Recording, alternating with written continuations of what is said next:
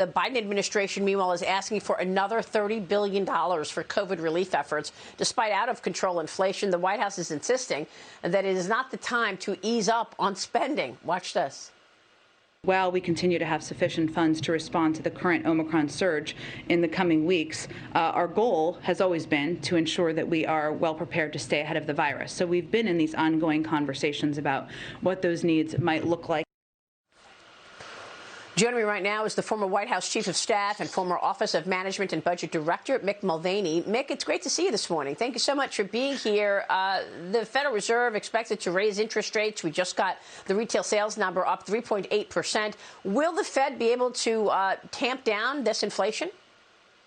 Morning, Maria. Thanks for having me. I hope so, but I think you saw in the comments from the Kansas City Fed President Bullard late last week, early this week, that maybe raising interest rates is not enough. What I think doesn't get nearly enough attention is, despite all the conversation about inflation over the last, you and I have been talking about it for what now, more than a year, the Fed has continued its quantitative easing. It's still buying mortgage-backed securities. It's still buying treasuries. It's still expanding its balance sheet. And I give credit to Mr. Bullard for at least raising the issue of when do we start to see that decline? When do we start to see them stop pumping money into the system?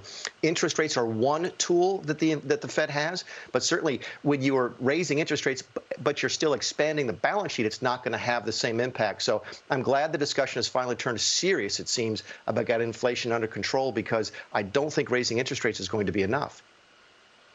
Well, how do you assess where we are in the economy right now? I mean, you know, there is talk of recession on the horizon in 2023, and we know that the stimulus has gone away. The consumer had a very strong balance sheet and obviously still does with this 3.8% retail sales number.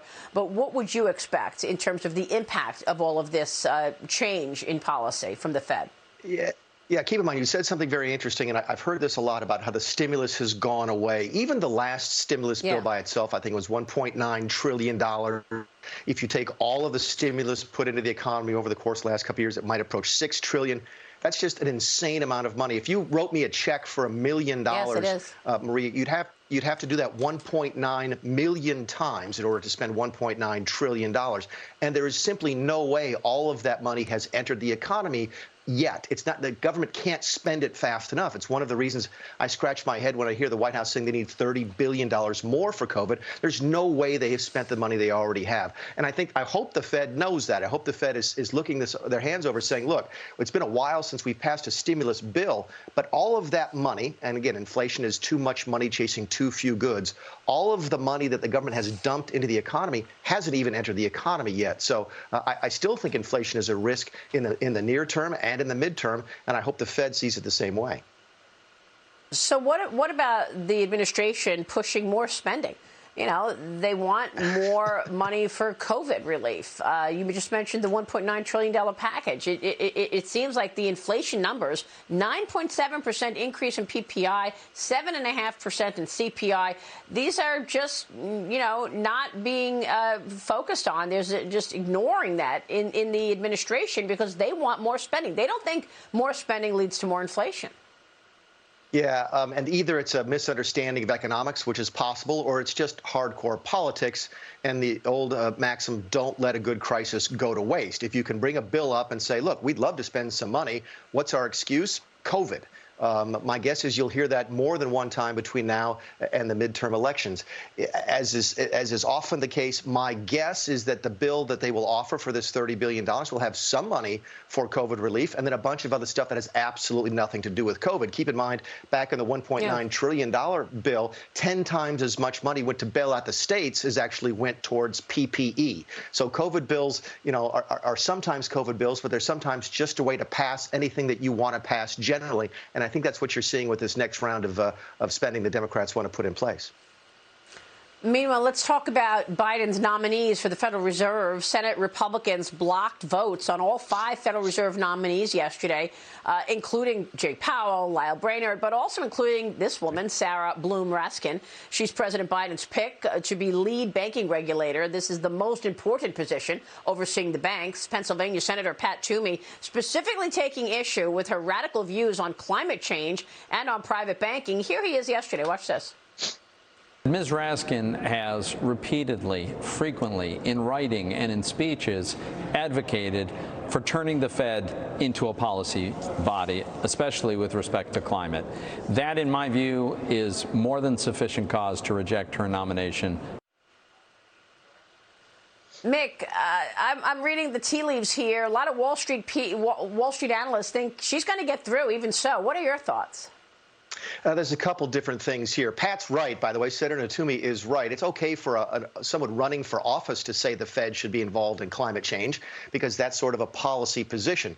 It's not okay for someone who is nominated to the Fed board to say, look, I know what the dual mandate says, which is we're supposed to have full employment and stable prices, but if you put me on the board, then I want to also work for climate change. That's against the law right now. It violates the dual mandate, and I think Senator Toomey is right to raise the issue. I think there's another thing at play here, though, Maria, which hasn't gotten a lot of say or a lot of discussion, which is the Biden administration offered this as a panel, as a group, all 5 people, I think, at one time. That's highly unusual. You usually only do that for lower-level people, deputies and sub-deputies and so forth. To have somebody in these positions as part of a panel it's a tool you use to try and force somebody through that you don't want to get a lot of attention. And my guess is a lot of the senators are upset with that as well. So don't be surprised if the pressure comes on the Biden administration to strip these out and send each of these nominees separately to the Hill. That would, I think, be an interesting dynamic if we see it play out. Yeah, here's the political analyst at Cowen and Company this morning telling clients that Raskin will not stop Biden's regulatory agenda, including higher capital requirements, tougher M&A reviews, and climate change stress testing.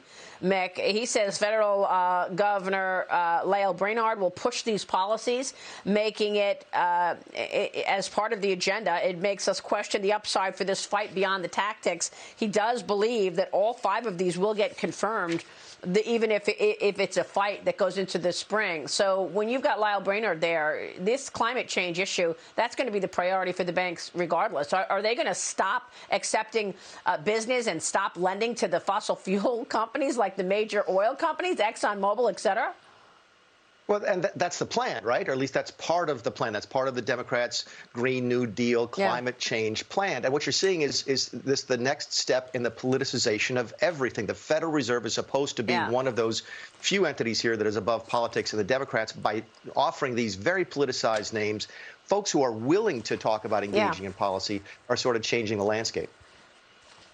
Mick, real quick before you go, I know you're going to be testifying today on a House Budget Committee on whether or not to abolish the debt ceiling, $30 trillion in debt.